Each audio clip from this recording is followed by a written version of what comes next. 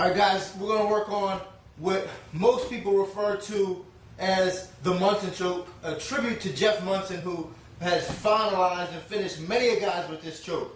Okay, I'm going to start from the north-south position.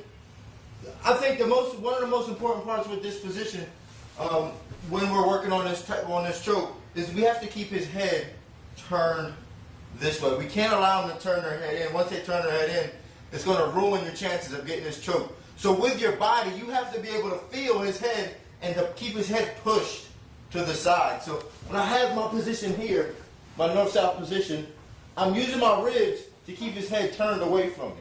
I'm not going to allow him to turn his head towards me. So even when I'm starting to sink the choke in, let me turn so you guys can see. Even when I'm starting to sink the choke in, I'm going to keep his head turned this way with my body. Now from here, I'm going to wrap around his head, keeping it turned with my body. I'm going to wrap underneath his head here, nice and deep. And notice I'm twisting a little bit to keep his head turned. Here.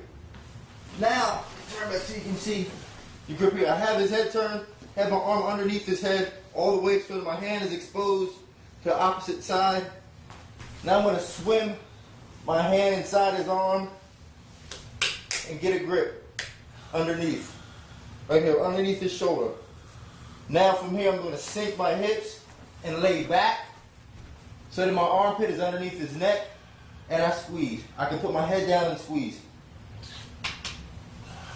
and get the finish.